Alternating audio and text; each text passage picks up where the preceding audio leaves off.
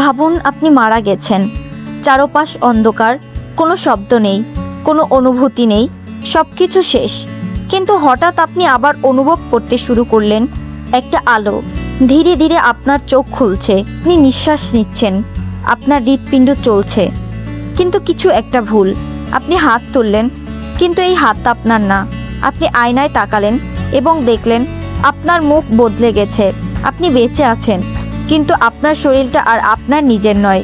আপনার মস্তিষ্ক এখন অন্য আরেকজনের শরীরে প্রতিস্থাপন করা হয়েছে। এটা কি সত্যিই সম্ভব, নাকি এটা শুধু কল্পনার ভয়ঙ্কর গল্প? আজকে আমরা জানবো ব্রেন প্রতিস্থাপন সম্পর্কে। আমি তিশা আছি আপনাদের সাথে, দেখছেন মিস্ট্রোভা। ব্রেন প্রতিস্থাপন আসলে কি, বিজ্ঞান কতদূর এগিয়েছে, আর এটা সত্যিই কি সম্ভব? ব্রেন প্রতিস্থাপন মানে হলো একজন মানুষের মস্তিষ্ক সম্পূর্ণভাবে তুলে নিয়ে অন্য আরেকজনের শরীরে বসানো। অর্থাৎ শরীর একজনের, কিন্তু মস্তিষ্ক আর চিন্তা অন্যজনের। এখানে সবচেয়ে বড় প্রশ্ন, মানুষটা আসলে কে হবে? শরীরের মালিক নাকি মস্তিষ্কের মালিক? বিজ্ঞান অনুযায়ী মানুষের স্মৃতি, চিন্তা, ব্যক্তিত্ব সব মস্তিষ্কে থাকে। তাহলে তাত্ত্বিকভাবে মস্তিষ্কই বাস্তবে কি কখনো চেষ্টা করা হয়েছে? হ্যাঁ, বিজ্ঞানীরা এই ধারণা নিয়ে পরীক্ষা নিরীক্ষা করেছেন। কিছু প্রাণীর ওপর মাথা প্রতিস্থাপনের চেষ্টা করা হয়েছে।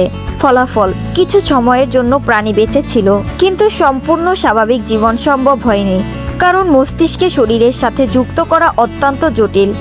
সবচেয়ে বড় বাধা স্পাইনাল কর্ড। আমাদের মস্তিষ্ক শরীরের সাথে যোগাযোগ করে স্পাইনাল কর্ড বা মেরুদণ্ডের মাধ্যমে। এই সংযোগে থাকে কোটি কোটি নার্ভ। সমস্যা হলো, এই নার্ভগুলো কেটে গেলে এগুলোকে আবার নিখুঁতভাবে জোড়া লাগানো প্রায় অসম্ভব। যদি এই সংযোগ ঠিকঠাক না হয়, তাহলে শরীর কাজ করবে না, অর্থাৎ আপনি বেঁচে থাকলেও নড়াচড়া করতে পারবেন না। রিজেকশন। শরীরের প্রতিক্রিয়ার আরেকটি বড় সমস্যা হলো, শরীর নতুন মস্তিষ্ককে গ্রহণ না করতেও পারে, যেমন অঙ্গ প্রতিস্থাপনে হয়। শরীর নতুন অঙ্গকে বিদেশি মনে করে আক্রমণ করে। মস্তিষ্কের ক্ষেত্রে এই সমস্যা আরও জটিল, ফলে পুরো প্রতিক্রিয়াটি ব্যর্থ হয়ে যেতে পারে। সবচেয়ে বড় রহস্য, ধরুন সফলভাবে ব্রেন প্রতিস্থাপন হলো, তাহলে কি আপনি আগের মতোই থাকবেন?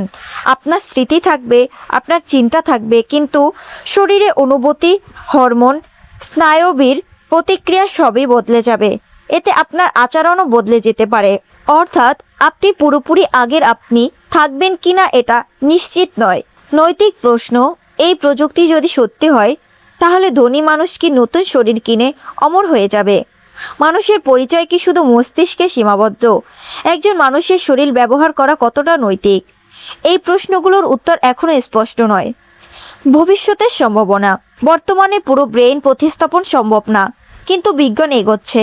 নিউরাল ইন্টারফেস, কৃত্রিম অঙ্গ, ব্রেন কম্পিউটার সংযোগ।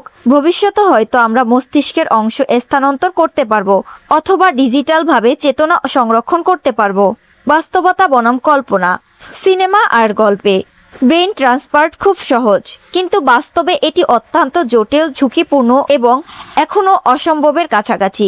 তাই এখনও আপনি মারা গেলে আবার অন্য শরীরে জেগে ওঠা, এটা শুধু কল্পনা।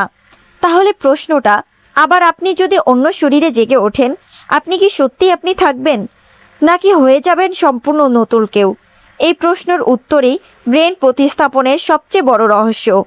এরকম আরও রোমাঞ্চকর ভিডিও দেখতে মিস্ট্রোভার সাথেই থাকুন।